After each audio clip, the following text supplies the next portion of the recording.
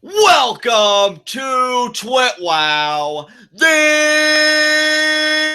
best wrestling podcast made for wrestling fans, by wrestling fans, on the web today. I'm John, that's my cohort and commentary Ashton, and this is our Lucha Underground review. And oh my god, this episode of Lucha Underground was so good. You know, I've often, and I think Ashton has as well, kind of compared Lucha Underground to a drug. I need an IV drip of this going through me constantly, nonstop, because this episode was just fucking incredible. Now, make no mistake, folks. And for those of you familiar with our Lucha Underground reviews, you know we're pretty positive on Lucha Underground. I'd say 99.99% of the time. But this was one of those episodes, man, like they leave me not only wanting more, but totally jazzed the fuck up. I mean, great matches tonight. We got some interesting developments for Aztec Warfare, which we found out was going to be in 4 weeks. So it's going to be episode 11, not 9, because this is episode 7 tonight. Some developments that I'm very happy about, which we'll get to. I'll be patient. And just an all-around really fun hour. But partner, what did you think of tonight's episode? I completely agree with everything you said, man. This was an excellent show. The last 2 or 3 weeks, NXT's been really stepping up their game, and Lucha Underground's been kind of coasting. But man, has this show, you know what? We're still Lucha Underground. We're still nothing to fuck with. We're amazing. And yeah, you're damn right you are. And I'm sorry for ever doubting you, even though I didn't really doubt you so much as I was just up more on NXT and just kind of coasting, like I said, with Lucha. But man, this show was phenomenal. From beginning to end, everything was great. And the coolest thing, too, is I think one of my favorite aspects of wrestling is when it's predictable and you know what's coming and it happens and it's still awesome. And that happened a lot tonight, and I loved it. Yes, dude, this show hit every beat tonight. And let me tell you something, bro, from my personal vantage point. NXT, I don't think whatever they bring, they can top Lucha tonight. I just think it's going to be one of those weeks. But they better bring something, because the way it's looking right now, Lucha Underground is Samoa Joe, and NXT is Dan Matha. It is not going to go well for NXT. Because I'm telling you, that was a straight-up quality hour of pure ass whooping, brought to you in part, no wait, in full, by the greatest promotion on fucking earth. Oh my god, what an hour. I'm turned up. I'm ready to fight somebody, and I have no experience. So with that said, I'm going to try and turn down just a little bit to ask you, is there any other preliminary remarks you want to make about tonight's episode before we get into it? No, I don't think so. I really like what we got tonight, but also what we set up tonight for the future between next weekend and Aztec Warfare. We'll talk about that later. Yeah. Oh, you're damn right we will. You're damn right we will. So, guys, with that said, no heat of the night, because fuck that. So we're going to get right into our Lucha Underground review. And we get our recap touching on all... Damn right. And we get our recap touching on all the narrative points we're going to be covering in this hour. And then what is our opening cinematic? Because I do believe we opened with a cinematic, right? Or no? Puma Vampiro. Puma Vampiro. That's what I thought. Puma Vampiro. Puma getting mentally ready for his match. Vampiro coming in, saying, you know, more or less like wishing him good luck tonight in his match against Muertes. But Puma shuts him down real quick. Actually, what do you think of this exchange between Puma and Vampiro here? I love how direct Puma was, just straight up telling him, I want nothing to do with you. I want you to stay away. You know, even if Mill kills me out there, I don't want your help. Just leave me be. I would rather die by Mill's hand than live by yours. I loved that. And then Vampiro's response was ominous as hell. He said, my prediction is that Mil Muertes will die by your hands. Yes, dude. Yes. I love this. I mean, first of all, you're talking about two entities in the temple, in Vampiro and Puma, that I think are the most beloved, and really I don't think it's a stretch to say the most significant to the Temple's mythos and its history. And you see this interaction. I agree with you completely. I love that Puma, and it's never arrogance to me. I mean, maybe at times it can transgress that boundary, but to me, it's rarely ever arrogance with Puma. He's just so sure of himself and so confident, and I love that in a babyface. Yeah, I was just going to say, it's less arrogance, more confidence. Exactly. He is so sure of himself, even knowing who he's up against, right? This guy that's apparently the root of all of his psychological doubts and everything, he still has this aura about him, like, I don't need you. I'm going to go and do it by my own terms. But then you got to love the shrewdness of Vampiro, because anybody else, maybe they'd be a bit taken aback, like, oh, shit, that didn't go the way I wanted it to. But Vampiro, he turns everything that would seem like an opposition to him into an advantage, because he's like, hey, man, it's cool. I'm just telling you, my prediction, Mil Muertes is going to die by your hands, and leaves it just at that. I love. And you know what? That's exactly what very manipulative people do, because he doesn't need to keep pressing on Puma, because he already has his plan set in place. He already knows what his next move is, and that next move doesn't have to be tonight. And that's the scariest thing about Vampiro to me, is that you know he's a few steps ahead of everyone else, and you just don't know when his next move is going to take place or what it's going to be. Exactly. I couldn't have said it better, man. In fact, I'm not even going to try to. Is there anything else you want to say about this cinematic? No, this was just a really, really cool way to open the show, and then we kick right into the temple, where we've got Dario Cueto and the Dial of Doom, as he said it. Yes. I love the squeak in his voice when he yells Doom. But yeah, Dial of Doom segment, you know, he brings up all of these people that have failed against his brother Matanza, and he spins the wheel and it lands on Killshot. So that's our first match of the night. Yeah, buddy, which you called. Man, you're going to be hearing me give my cohort and commentary a lot of props tonight, folks. He killed it tonight. To be fair, it's not like I'm some kind of crazy prophet. It's just that I didn't know anything about Killshot being on this episode coming into it, and they showed Killshot reading the letter that said, "You left me to die," in the Last Time on Lucha Underground opening to the show. Well, I mean, you use deductive reasoning, man. I mean, that's as good as being a prophet, if not better to me. And again, like, I feel like you made some good points in live reactions that I do want to reference again. But in the meantime, this match, I got to tell you, man, I enjoyed it, because I think, and this is going to be one of those points that you made, Matanza's beaten everybody. And I love that you made a point, and I want to phrase you right here, that even if you do lose Matanza, it's not like you personally, the worth of your character, the stock of your character, really loses anything by comparison, because he's so dominant. What are you going to lose? So they go, Matanza and Killshot, and they have a straight-up match. And it's great, and probably the most dramatic moment, because I know that's where I was freaking out the most. Matanza was actually going to attempt to do an avalanche tombstone pile driver to Killshot. Yeah. And I'm thinking, you do that, he goes from Killshot to Christopher Reeves in no time flat, because you're going to break his goddamn neck. He goes from Killshot to Killed Shot. Exactly. It just crazy to me, but a Killshot does get out of it. Had great offense where he traps Matanza in the corner and does these super kicks, which made it seem like he had a fighting chance. But that finishing sequence, though, I mean, Killshot goes the uppercut around the world. Oh, I think he could have pinned Killshot after that uppercut. And I love our live reactions too, because I'm like, yeah, he's done. And you're like, no, he can probably fight out of it. Oh no, he's done. And yeah, because then the gods. And that was it. I mean, partner, what did you think about this match, man? Oh yeah, I pretty much concur with everything that you've said. It was a really solid match. I love that Killshot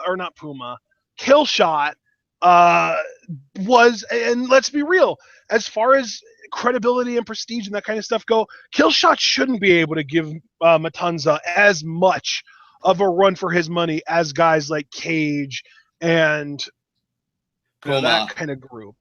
So it makes sense that Matanza would be able to win this match straight up, no interference, no shenanigans, and relatively quickly, because as great as Killshot is, it took him months to win a single time over Marty the Moth.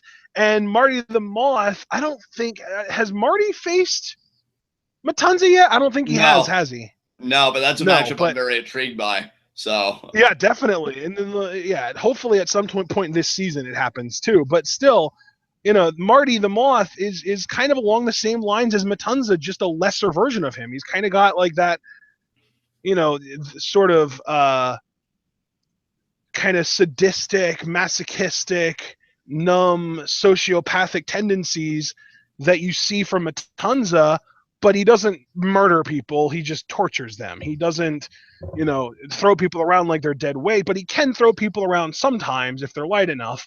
So really, the fact that it took Killshot as long as it did to beat Marty, it makes sense that Killshot would be able to handle him pretty easily.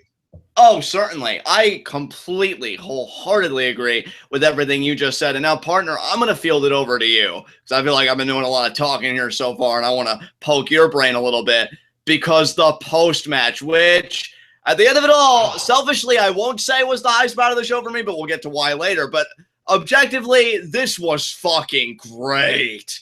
Oh, my God. So what did you think about what happened in the post-match here?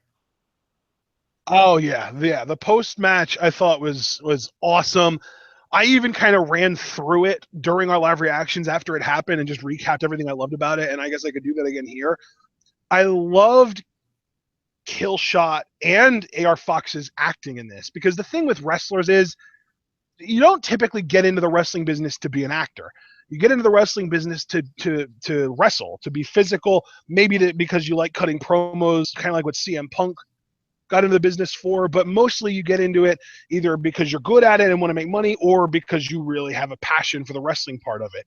And the fact that Lucha Underground has a few people on its roster, and even including guys like Killshot and AR Fox, and I would even go as far as to say that the former, as far as acting goes, would probably be Marty the Moth, that can kind of do that. Because that's the thing, like, just for example, if you get into, the music industry and you're a singer and you get into the studio for the first time and they're like, okay, now we want you to be an actor, or okay, now we want you to be a stand-up comedian. It's like, okay, that's not why I got into this business. Why do you want me to change what I want to do?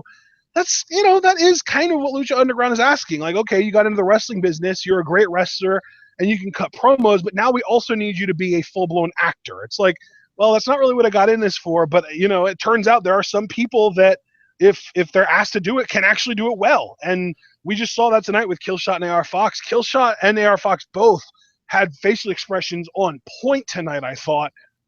Killshot, when he first saw AR Fox, the absolute, I don't want to say distraught, but beguilement on Killshot's face at the sight of this man. It was almost like at first he didn't even want to like admit that it was who it was, and then when he got in the ring, like he was shocked, and he was like grabbing his arms to make sure that this was really happening in real life. And when he realized it was, he hugged him. You were dead. I didn't think I'd ever see you again, and now here you are. But AR Fox was not having any of it. He shoved Killshot away and immediately did a jumping pump kick to Killshot's face, and then ran over and beat him down. And then he hit him with one of the sickest finishers I've ever seen. It was a straight jacket, vertical suplex lift into a muscle buster. It was amazing. Brother, let me tell you, first of all, everything you just said about the post-match segment, entirely and then, I forgot to mention, and then he drops the dog tags on Killshot's chest. Yes! And does the finger gun and shoots him. I loved it. I loved it. Yes. And dude, here's the thing. I know you already gave him praise for this, so I'm not doing it because you didn't. I'm doing it because I really want to drive it home. Because all the time on Lucha Underground, for good reason, because, it upholds the honor and tradition of Lucha Libre and all that stuff. We always praise wrestlers for being able to emote behind a mask, which we always feel like is easier because they can be more comfortable, let their guard down, be more self-expressive because the mask conceals their faces. AR Fox didn't have a mask on, and he was able to express disgust in such a way, like that face.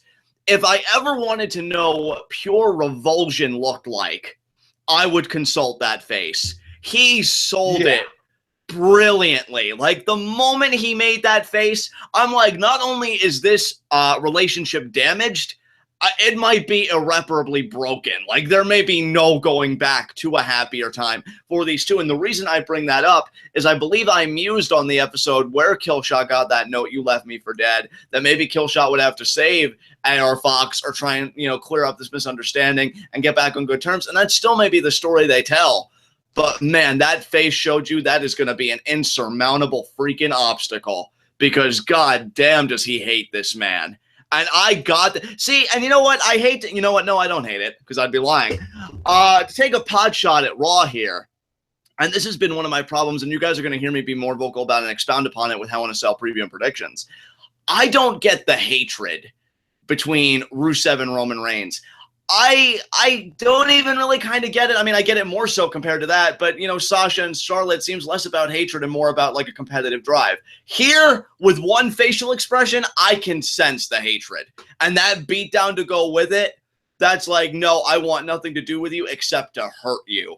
So already, in one segment, I feel the personal tension, the animosity that AR Fox has for Killshot. And like you said, dude, the beatdown and that finisher, I fucking popped. I can't wait for this. And I'm happy for Killshot because this is a guy now with potentially, because I loved his storyline with Marty the Moth. I was deeply invested in that.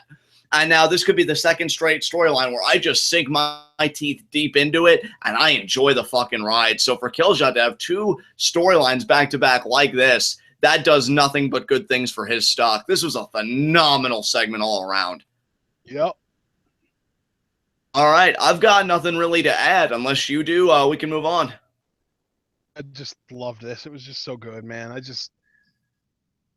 You even, and I can't believe I even forgot to mention that because I really did want to give AR Fox credit because the facial expression that you pointed out when Killshot went in for the hug, like, not only did he look like he wanted to kill this man, but he looked like he wanted to throw up too. Like, yeah, he was disgusted that Killshot would even dare to show any affection to him. Like, he was just so done. Like, this is going to be, like, the thing is, we already saw Killshot have a super triumphant, amazing victory this season over Marty. Yeah. He is about to go on a quest that's going to require him to pull that same amount of emotional resonance out again.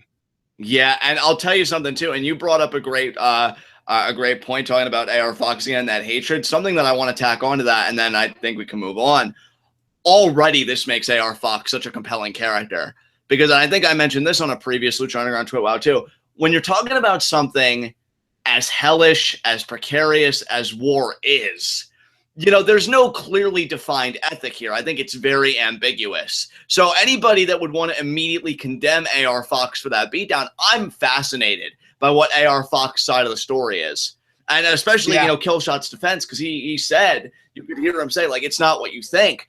I want to know both of these men, like, their side of the story, because AR Fox, even if he is supposed to be the Rudo in this, he could be a sympathetic Rudo, almost like Magneto-esque in a way, and I could really get into that. Yes. I think if you do a character that really walks that line, that's a heel that Lucha Underground needs, because they have Rudos that are pretty clearly defined. I mean, Johnny Mundo, Marty the Moth. Maybe Matanza has like a streak of sympathy, but I want AR Fox to be an explicitly sympathetic kind of Rudo, and I think they could pull it off. I wouldn't be saying it if I didn't think they could.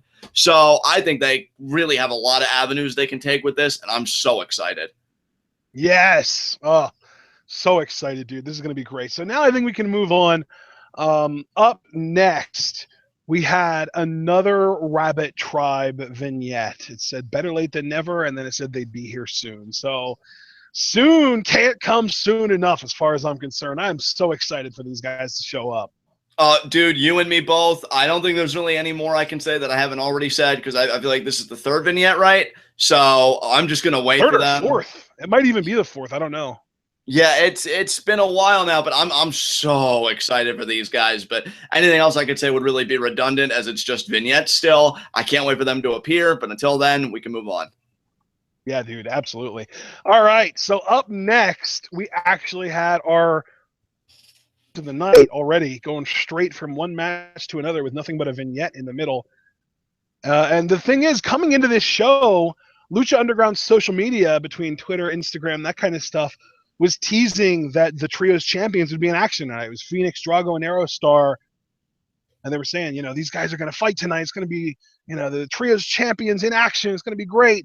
And we were like, okay, well, who are they going to face? Is it going to be the debut of the Rabbit Tribe? Are they going to face Worldwide Underground again? Are we going to get some kind of debuting trio? But no. It makes the official announcement that in 4 weeks, which is, I believe, November 16th, it'll be episode 11 of Lucha Underground Season 3, we're getting Aztec Warfare 3, where 20 luchadors will compete. And again, I think I've even mentioned this. I don't know if I mentioned it in between recordings or if it was during one of our 2 recordings that we've had tonight. Or last season, rather. I was saying that Aztec Warfare, Lucha Underground has a big enough roster that they could easily fit 30 people into Aztec Warfare. But now they're doing 20 and it's sticking to 20. Even bigger roster this year. And all that does is make a spot in Aztec Warfare that much more coveted. And I love that.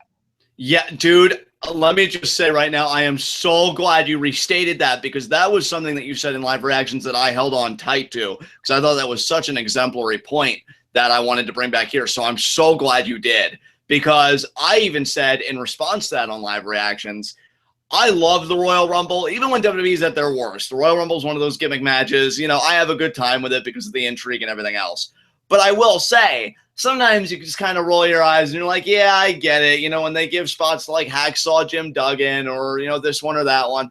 Aztec Warfare, though, no. You fucking kill, you win for your spot. Yep. And I love it. And dude, that's the thing. When they make the match more prestigious, you know what else becomes more prestigious by proxy? The Lucha Underground Championship. Yeah, because it's being defended in Aztec. It makes so much sense. That's all I'm asking, is for things to make sense. That's why this show is so good. Yeah. Why shouldn't people scratch it? If that's supposed to be not just the best title in the promotion, but conceivably in the universe, because it's just that prestigious and with the mythos and everything, why shouldn't you give an arm and a leg to get there? I mean, again, we'll see. And you know what, dude? Here's what I'll say. If they ever do move to a 90-minute episode format, I think that's the time when you go from 20 to 30 people, because each episode then is 50% longer. So it would make sense that you can afford to have a 50% larger Aztec Warfare. And I'm not even saying they have to, but if they have any plans to move to 30 men or 30 people, obviously it's going to be women and men in there, 30 people in Aztec Warfare, the move to 90-minute episodes, I think, is the perfect time to do it, if that ever happens. Yeah, if that ever happens, the logistics, would certainly be there to do 30 people instead. I completely agree with you. And then you get to, did you already mention the stakes by Cueto, that, the 3 guys would be fighting each other? No. Oh, well, then there. But I was kind of building up to it because I was mentioning how social media was talking about how we were going to see the trios champions in action, but we weren't expecting, though, is that they'd be in action against each other. Exactly. And Dario Cueto sets it up so that these 3 will face each other for the 20th spot in Aztec Warfare, because guess what, John? The number 1 spot's already taken. Dario Cueto is so confident in his baby brother being literally unstoppable that he has voluntarily put Matanza at the number 1 spot in Aztec Warfare. And by the way, we don't usually acknowledge chat or TWitWows, but I do want to say to Cliff Amal, 20 to 30, you're thinking 30 to 20. Going from 30 to 20 would be a 33% reduction, but going from 20 to 30 is a 50% increase. Right. It's different math. But I mean, yeah, I couldn't believe, because here's the thing, with Matanza already taking the number 1 spot, and that wouldn't be like the last place trophy for the person to be pinned and the 3-way. So Cueto just dispels with that altogether. Doesn't even bother with the number 2 spot or whatever. No, it's like, if you lose, whether you're a part of the decision or not, you're out. Which, you know what? I actually like that. I know we, are kind of like, man, how do we process this in live reactions? But I do, because I feel like too often the guy that doesn't get pinned or isn't a part of the decision, in a way, they almost get rewarded because, oh, well, I didn't do anything wrong. But no, Cueto, again, he wants that violence. He wants people to have that survival instinct, to have that bloodlust. And why shouldn't you feel the same weight of consequences if you're not a part of a decision than, you know, if you are, like, if you eat the pin. I do like that equivalence there because it says, hey, you have to win. There's no ambiguity about it. There is no back door. It's this or it's nothing. I really appreciate that because, again, it just makes the match all the more valuable. It does. It really does. And I even suggested going into the match, like, man, why can't we just have it so that the person who isn't involved in the pinning combination has to enter it too? You're punishing the person that got pinned the most by taking them out of the match, but you're also in a way punishing the person that didn't get pinned by putting them one-on-one with Matanza for the first, I guess, 90 seconds or 60 seconds or however long it is of Aztec Warfare. But you're not punishing that person so much that you're removing them for not even losing. It doesn't make sense. But I'm not even going to complain about it because Fenix was the one that wasn't pinned. So I really don't want to have to deal with another Fenix, you know, underdog, let's build our way up from the bottom story when he's kind of proven to be pretty OP in the temple. Yeah. Yeah, and you know what, though? He kind of remains OP here. I feel like they did a great job protecting him because these three guys go out and they kill each other.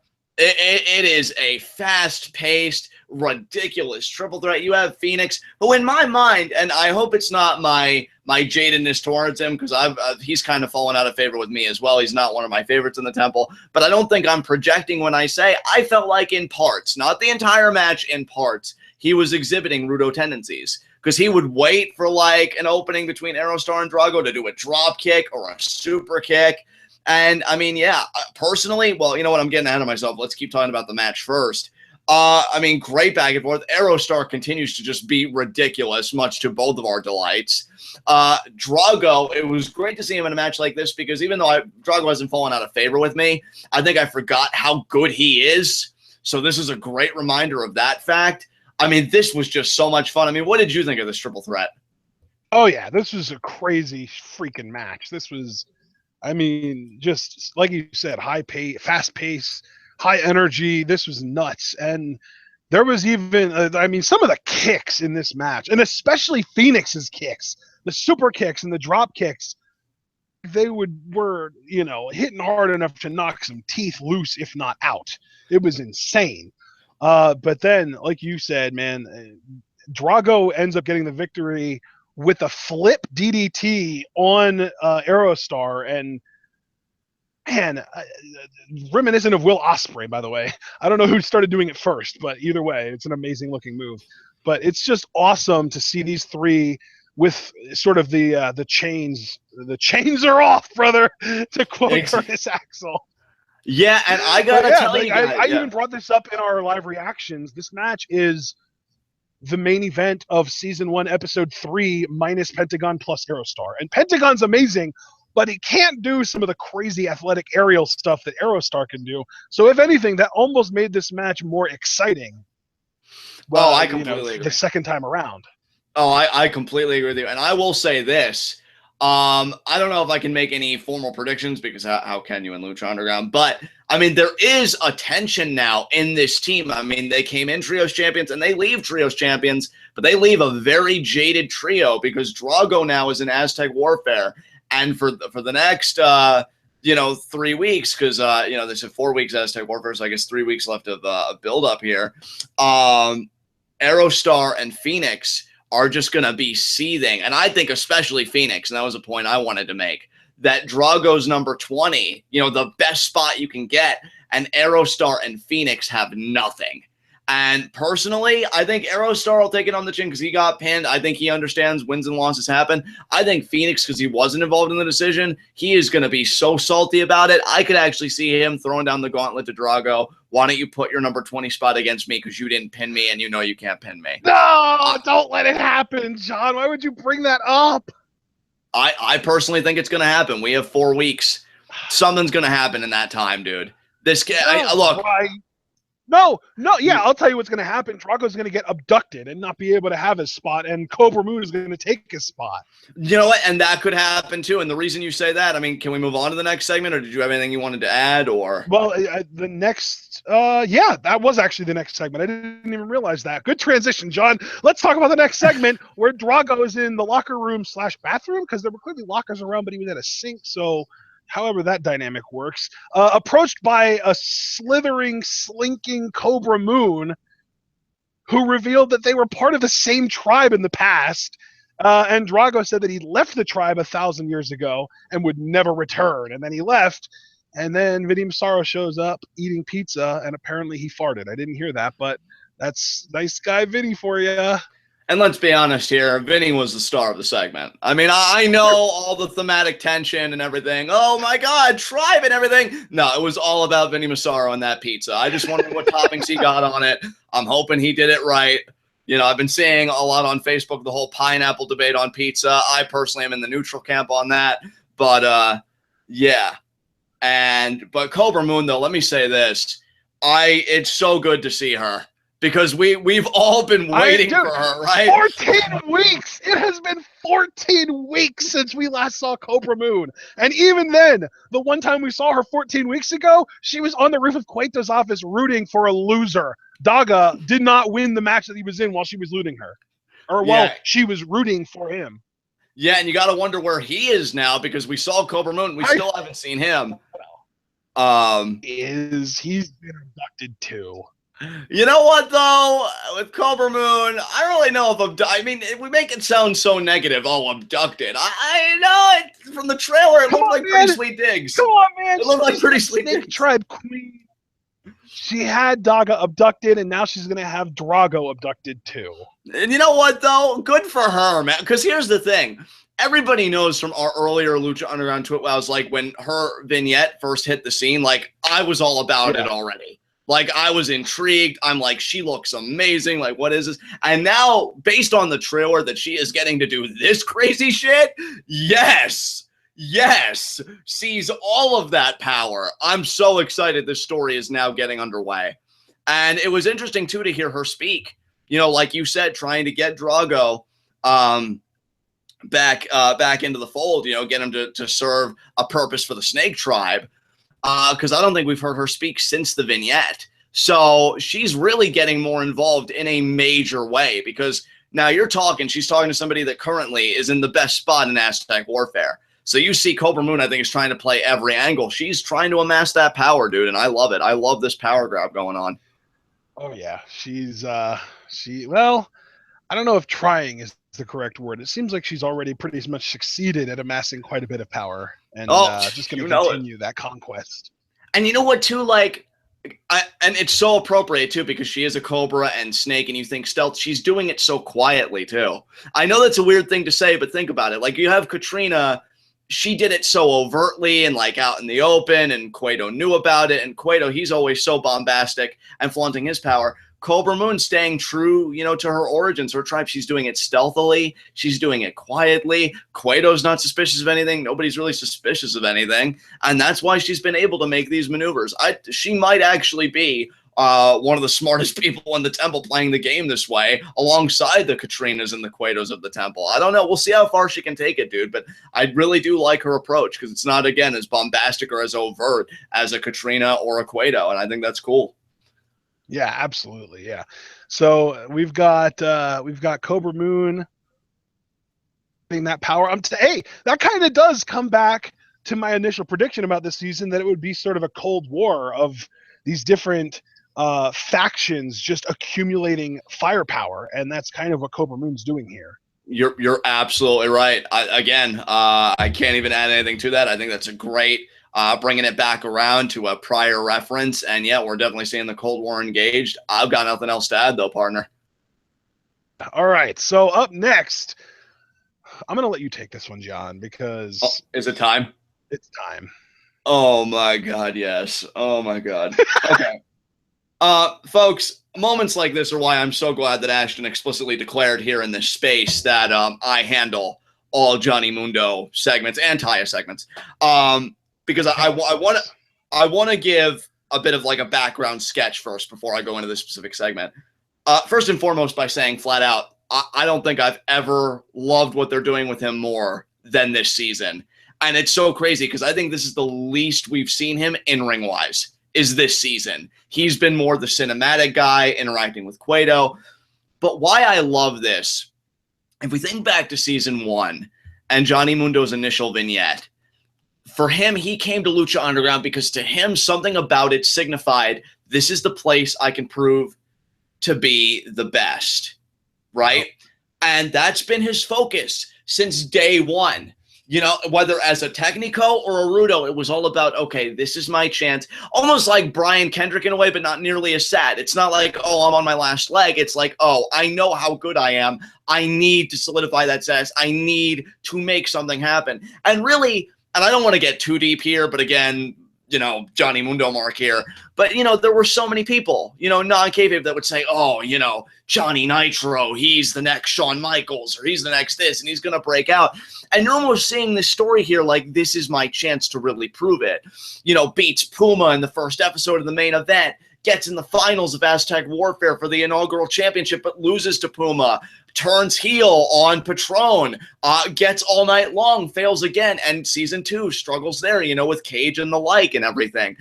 And season 3, what I love about it is when you put all the seasons together side by side, you can see the Johnny Mundo's initial pursuit being the best in the form of the Lucha Underground Championship. It's reached its apex now. Like, he even says tonight, I'm desperate. I don't know what's going on with him lately, but something must have happened in season 2 to carry over into season 3. Like, hey, I can't wait anymore. Maybe he thought winning the Lucha Underground Championship would be easier than it turned out to be. And if that's the case, I love it even more because that does cause room for doubt. Like, I know I'm great, but am I great enough relative to these other luchadors and luchadoras? So he goes into Cueto's office tonight and he says straight up, Cueto, I can't take it, man. I need to be Lucha Underground champion. And he reiterates what he did in season 1. You know what, dude? I think I know what it is. I think I know what the newfound motivation is. Okay. So you've got to think back to the beginning of season 2. The first time we see Johnny Mundo, he immediately calls out Mil Muertes. He was just as desperate then as he is now, but he gets interrupted by Cage. And that starts their entire beef. And that, their whole beef leads to Cage winning an Aztec medallion for Gift of the Gods, which left Johnny Mundo sort of directionless. So what does he do? He befriends Jack Evans and PJ Black, and they form Worldwide Underground, and they win the Trios titles. But as soon as they lost the Trios titles, Johnny Mundo realized, you know what, that was fun and all, but that was more of a sidetrack than anything. I need to refocus and direct my passion and my desperation towards winning my first singles title here.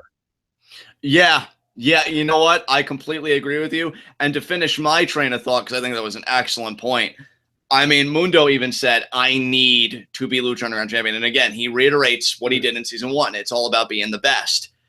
And but if you think about it, dude, everything that he has ever done has been him trying to win the world title. Yes. In season 1, the first thing he wanted to do was get the world title. When he failed, he got kind of sidetracked, and then, he realized he wasn't going to beat Puma the way that he had been, because I think he beat Puma in the first match they had, but then he lost to him in Aztec Warfare, which kind of led him down the path of Rudo. So he turned, and then he was again immediately going after the title. First roadblock, Alberto El Patron rather. So he wants to get past El Patron, throws him through a window. He gets rewarded with that, or for that, with All Night Long. El Patron costs him that match, so he knows just hospitalizing El Patron isn't going to do the job. He needs to get El Patron out of the goddamn temple permanently, and he succeeded at Ultima Lucha. So then in season 2, he's got back to going after the world title, distracted by Cage. Then he decides, well, I can't get into the singles world title picture, so I might as well win Trios Gold, and wins that on his first freaking try with Jack Evans and PJ Black. But as soon as he loses that title, he's back to pursuit of the world title. He has been focused on winning the world title his entire Lucha Underground career, but he's constantly getting derailed and distracted by other people and other pursuits, like winning Trios Gold.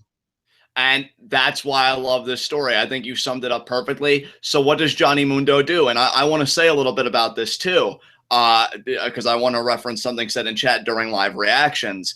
Mundo says, I've been saving this for a rainy day. And we get a season 1 callback with the $100,000 briefcase, which actually turns out to be $94,000 and some odd dollars. I think $303. Mundo had to pay someone off. Because I had to pay someone off, which classic Lucha Underground humor. I loved it. And Cueto, looking at the money, says, Johnny, whatever you were planning for next week, cancel it. Johnny Mundo versus Sexy Star for Gift of the Gods. Now, take a deep breath here. Because I want to say two things here, and I want to try and keep my focus and not be such a total mark for once. So, first thing I want to say, yeah, I know, that's a futile endeavor, I know. I know Jacob Cass in the channel live reaction said, I don't like the way he got the title shot. I did. One, for the obvious reason of I have no dignity and by any means necessary. But two, I love, again, it goes back to a similar point we said in the triple threat. That world title is everything. The question that's posed to everybody pursuing it is, what are you willing to give? Most luchadors and luchadoras would give life and limb. Johnny Mundo, being a rudo and a guy that feels like he's above that and more cerebral than that, says, no, I know Cueto well enough by now to know that there are two things he loves, violence and wealth, and he pays him off. I think given the relationship, given that who Cueto is, given who Johnny Mundo is, that course of action made the most sense. Because if you didn't like that course of action, to me, the whole story has been, give me the title shot. Give me the title shot. Why would he be willing to work for it? Why would he be willing to go through any match, any kind of challenge, any kind of gauntlet, when he can take the path of least resistance? I pay him off. I grease his palm. He greases my palm. We all go home happy. So that's why I like that route, because I thought it was totally in line with the narrative, totally in line with the two characters taking part in the narrative, and what have you. Second point, also relating to Jacob Cass, who apparently was I guess, MVP with his insights. He said, imagine if Mundo wins Gift of the Gods and cashes it in the week of Aztec Warfare when the winner emerges and he picks the bones. Now, this is where my feet are going to have to touch back down to earth.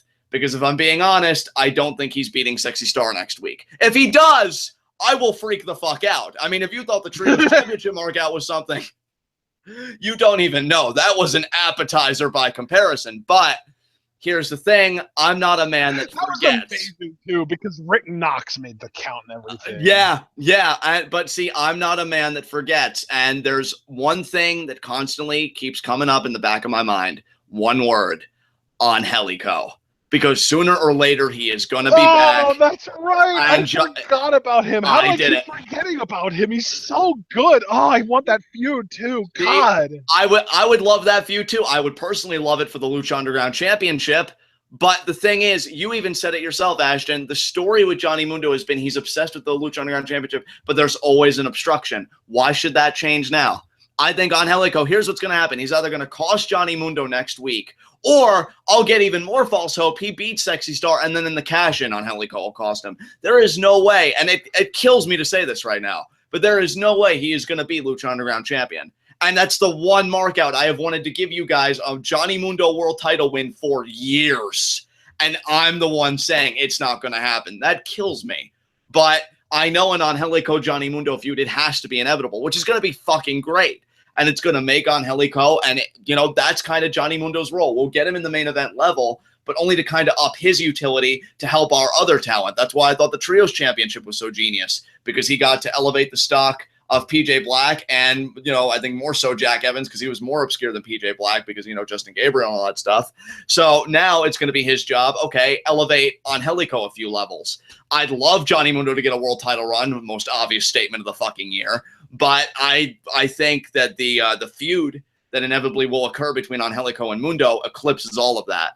So as much as I hate to say it, and as much as I squealed during that vignette, like, oh yes, Johnny Mundo, I have been deflated time and time again, and I know I'll get sucked in. Don't you guys worry. I'll get sucked in next week, but I'm just gonna get pimp slapped by reality yet again. So I want to prep everybody else, because I know I won't be able to prep myself come next week.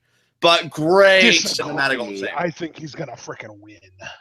Yeah, I hope you're right, man. You know what? I'm glad one of us has hope, because again, I'm gonna. It's the same way with you when it was Puma Matanza. for the world title. Like, you knew Matanza was going to win. You had to know. But you even said to me, like, you were able, because Puma's so good, to suspend your disbelief. That's how good Johnny Mundo is to me, whether Rudo or Technico. He is going to make me suspend my disbelief. That amazing 16-abbed bastard is going to make me believe he can win the Gift of the Gods championship, and then it's going to be snatched out from underneath me and him again. So, yeah, great cinematic, but how dare you tease my balls, Lucha Underground? How dare you? I loved it, though. Loved it. So good. All right. You well, all right? Because that was my verbose segment of the night, I guess we can move on, unless there's anything you feel you can add. I don't know. I think I'm gonna leave it at that. I like that you kind of get the last word and the first word and all the words for Johnny Mundo segments. So. Yeah. Up next was the main event of the evening. Katrina accompanies Mil Muertes out to the ring. Mil is in a match against Prince Puma, and these guys proceed to kill each other for 10 minutes. Yeah, brother, if you gave me all the words in the preceding segment, I mean, this was your match of the year last year. I got to give it the floor. I've already told you that it underwhelmed me tonight. It was still great, but God, I had my hopes up so high because of how good the match was last year, and this was just not on the same level. But I think part of what made last year's match so amazing was the fact that they kick out of each other's finishers, and the finisher that was hit tonight was a 630, and it wasn't kicked out of. So, I mean, yeah, that's true. Here's my thing, though, that I wanted to ask you. First, just as kind of a defense, I like this 630 in particular because it was preceded by super kicks where Mil Muertes' skull was very close to that ring post. So my logic was that skull must have reverberated off that post, making it even worse. But yeah. my question to you is, from a narrative set, because you know this is continuing, because Katrina gave Puma a look at the very end. Like, damn. Yeah. So God, that was awesome. So narratively, do you think this match is going to serve like a greater purpose when you look at it more as like a narrative block or like a piece of a greater story? Does that change your perspective on the match at all? Does it get you hyped for the future between these two? Because I don't think they're done with each other yet. So definitely not done with each other. And yes, that does get me very hyped for the future. It's going to be awesome. Yeah, I mean, Vampiro kind of had a look, even though nobody really acknowledged him. He was just kind of surveying everything. And yeah, I mean, I agree with you. Like, it was a great match, not as good as their Ultima Lucha match. But then again, I do have to kind of cut Lucha Underground some slack here. I don't really know how it could be because I feel like you're talking about two very different environments. And I know you acknowledge this too because they only got. I think that my mistake was having the high expectations I had in the first place because really. And I mean, really, at the end of the day, I don't think that this is their last match. I think that they're going to have, at the very least, one rubber match just to really be like, okay, well, you beat me here, I beat you here, let's see who the better man is kind of thing. And that's going to be freaking, I think. And especially if they do some kind of stipulation. Because with Mil, all of his really big feuds, as, you know, the match where he loses, and then a grave consequences, and then a death match. So I don't know if we're going to follow that exact same formula, but even if we just get a grave consequences out of this feud, I will be over the moon. Oh, yeah. Oh, my God. Well, I mean, it would be gravest consequences at this point, right? So, yeah. The gravest of the grave. The gravest of consequences. But great stuff here. Because here's the thing. Again, I agree with you about where this match stands. But these two are just so good, man. Like, and I know who I'm talking to. I know you know it. But, like, it can never be understated to me how good these two are. Like, Jesus Christ, man. Like, if you asked me who is Lucha Underground about, for as much as I love Johnny Mundo, he would probably be on the lower part of my top five. Like, I would think of names like Pentagon and Muertes and Puma, which is a good thing. Because they're more organic Lucha Underground products, you know? And I love it. I love that they've established a brand so successfully that those guys stand out to me as the standard bearers. And this was a fun match. And for what the future holds, I feel like it served its purposes perfectly. So I got really nothing more to say than that. It was awesome. The match was solid. I can't complain. Obviously, it didn't live up to the first one because the first one was the main event of the first season, and it went amazingly. And we had a sort of a a headcanon narrative where Puma had 9 lives, and every time Mill killed him, he lost a life, and then the 9th life that he lost was on the first flatliner, and then he kicked out of it anyway, and it was just incredible, and then Mill ended up winning anyway, and it was just to me, that's one of the best matches I've ever seen in my entire life. So I shouldn't have expected this to be as good as that, but I do absolutely expect, if these guys do have a grave consequences in the future, for that match to be close to the same level. Oh yeah, if they're doing gravest consequences, again, I'm just stuck on that idea. I think I'm just going to start absolutely. calling it the third grave consequences. I don't want to go as far as to say gravest consequences, because there's a very good chance the graver consequence of this thing was just a one-time gimmick that they were using. Yeah, that's true. That's true. But regardless, if they do grave consequences, then I think it would be appropriate for you to kind of have your high expectations, you know, kind of set like, oh man, this could be on par, if not better than their Ultima Lucha match. Because I think you would have the atmosphere. You would sure as hell have the story. I think you'd have all the necessary ingredients for a match of the year contender.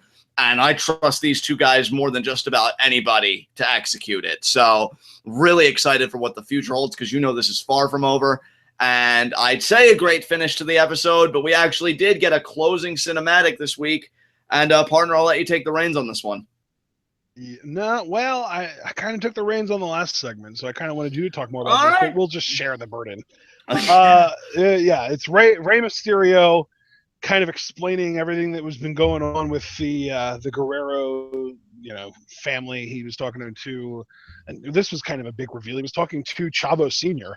So the Chavo that we know, Chavo Guerrero Jr., his father is who Rey was talking to, kind of going to daddy, tattletale. Nobody likes tattletale, okay? Tattling is bad. Exactly. Rey basically asks Chavo Sr. what he has to do to be straight with the Guerrero family. And it ends up being that Rey straight up tells this guy either Chavo leaves or I leave. Yeah, and that's what I think we're gonna, like, a loser leaves temple kind of match here. And that's fine with me. I mean, I'll be honest, I'm glad that we got a closing cinematic on one hand, and I'm definitely glad we're getting more story like this, because I was even telling my cohort in commentary here before we even went live, we kind of had a preliminary discussion about Lucha Underground last week when it was so wrestling heavy, and their wrestling is fantastic. But man, it takes on another level when you complement it with these cinematics and these rich stories. Like, that's the bread and butter of Lucha Underground, are these stories and are these cinematics. So I enjoyed it. On the other hand, though, I was really hoping for Black Lotus Triad. I was like, Rey just got his knee shattered the week prior. I guess I didn't expect to see him again so soon. But, here he is. And you know what? If we are going to do a loser leaves the temple kind of match between Rey and Chavo, that's fine. Really, my question is, Rey keeps alluding to, oh, I'm fighting for bigger things, and Chavo has a tendency to make things really personal. Like, when are Rey's bigger goals going to get more momentum? Because we know what they are. He knows that the original El Dragon Azteca was killed. He wants to bring the killer to justice, as was illustrated in the comics, which I still recommend that everybody go read all this time later, because they were so well done. They were so good. I wish we would have gotten them for season 3. I know, right?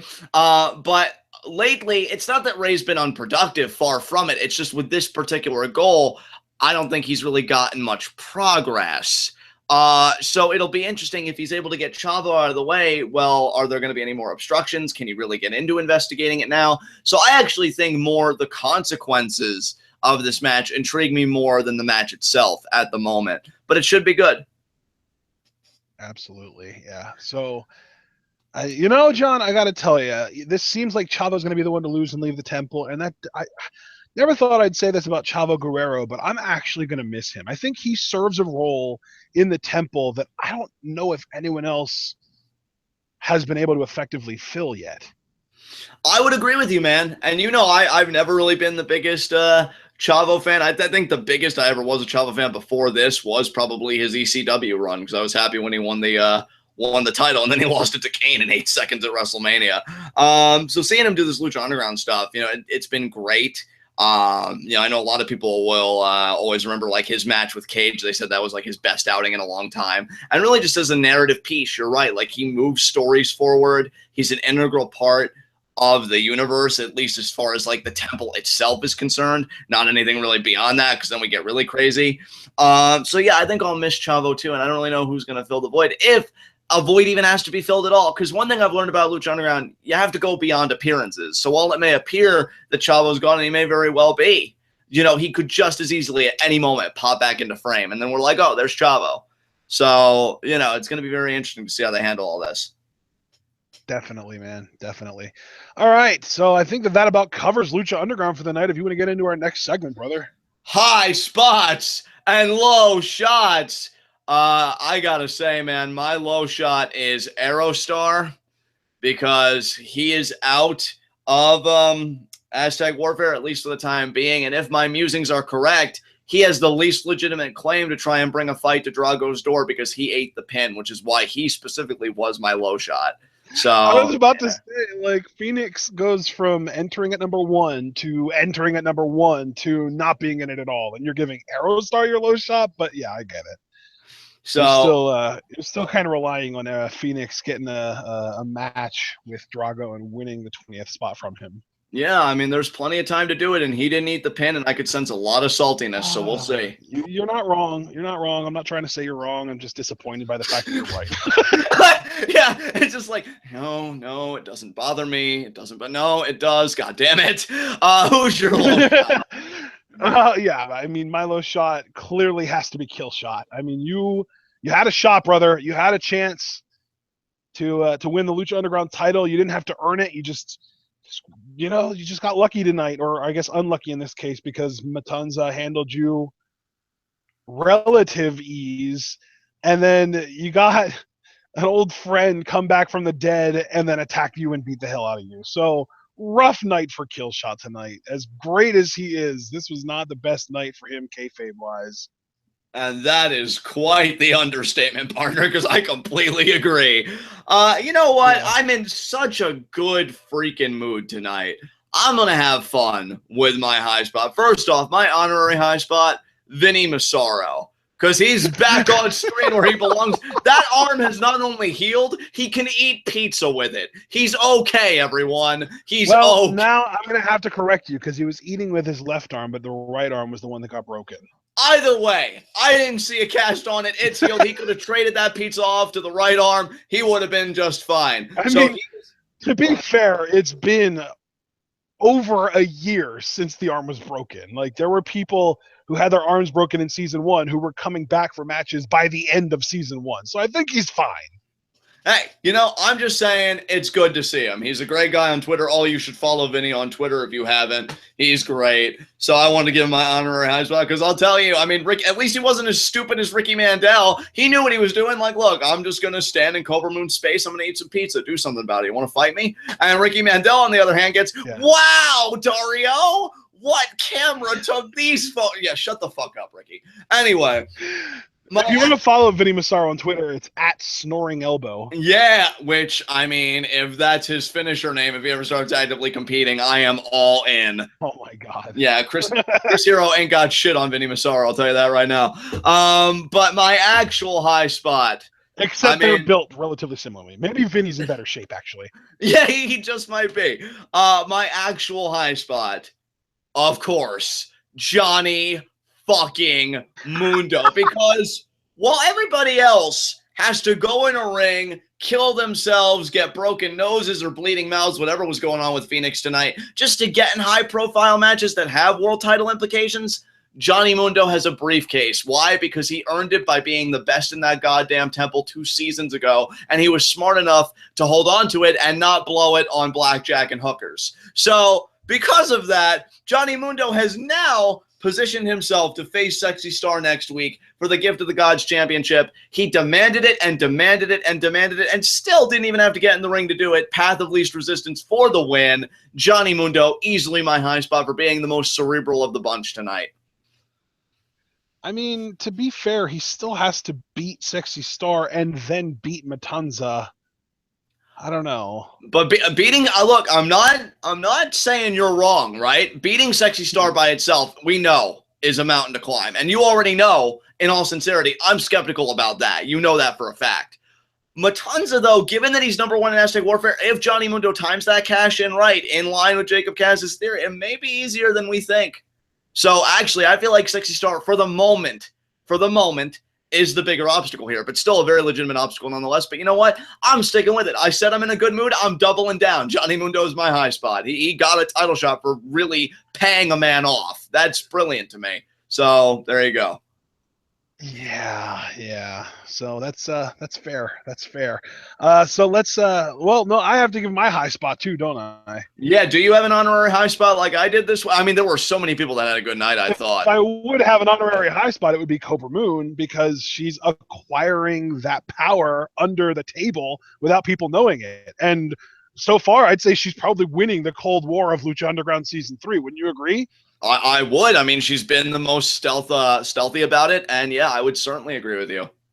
Absolutely. So my actual high spot, though, has to go to Prince Puma, because he told Vampiro off to start the show, and he proved that he didn't need Vampiro's help to close the show. That is the one hell of a full circle, brother.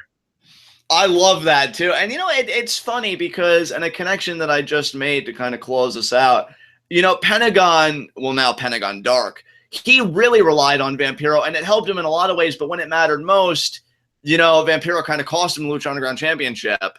Puma rebukes Vampiro right out of the gate, and he proved he didn't need his help by beating Muertes. So maybe Vampiro, he does more harm than good consistently. You know, I'd like to believe that he could be a powerful force in anybody's corner, but maybe that's not necessarily the case. Just an interesting thought I had. But with that said, I mean, here's the thing. Here's what I want to point out. Yeah. I don't know if you would say that he was under Vampiro's guidance tonight, but Puma, with Vampiro at least in his ear, is 1-0 against Mil Muertes. That is a good point. That is a good point.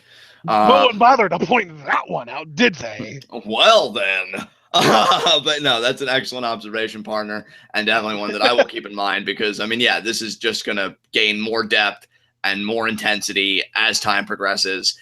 With that said, though, do you have any concluding remarks about tonight's Lucha Underground? I don't think I do, but it was a great episode, and I'm really excited for next week, if for no other reason because I get a chance to possibly hear you mark out. I know. That's everybody's selling point when Johnny Mundo's on the show is like, I wonder if John's going to die this week from the mark out. So with that said, guys. Well, dude, one of the first messages that we got in chat tonight was, oh, is John still breathing? I love you guys that you know me that well. With that said, though, guys, this has been Lucha Underground. This has been TWitWoW, the best wrestling podcast made for wrestling fans, by wrestling fans, on the web today. I'm John. That's my cohort and commentary, Ashton. Guys, be sure to comment, subscribe, and like the video. The more likes you leave, the more likely we are to be the top result for Lucha Underground reviews on YouTube. And when you're the best, what other spot do you really belong in? Second place? Fuck that. So be sure to leave a like, guys. Give us all your support. We greatly appreciate it. You guys already know all the stuff to check out because of the glorious backgrounds that my cohort and commentary here makes. What you may not know. Submit questions for Q&A. Last Friday of every month. That comes out to the 28th of this month. You've got 9 days to submit questions for Q&A. You could submit them to any medium, you know, YouTube. After the live chat goes off the air, you can comment formally on the video to leave questions. You can go to the TWitWoW Facebook page. Be sure to leave a like if you visit it and message us there. The Reddit, you know to follow both of us on Twitter and do it that way. So you have multiple mediums open to you. There's no excuse not to get your questions in, and I keep blabbering on about it every time we have a new one coming up. Everybody gets 5 questions per Q&A. Could be about any subject and could be divvied up any way you guys want between the two of us. So keep all that in mind. Come at us with your best questions, and we will see you again for our NXT review, where I have no idea what's happening tonight, so I have no witty outro. So instead, just stay peace out. Tune in and peace out. I got our outros mixed up there. Tune in and peace out, guys. Yeah.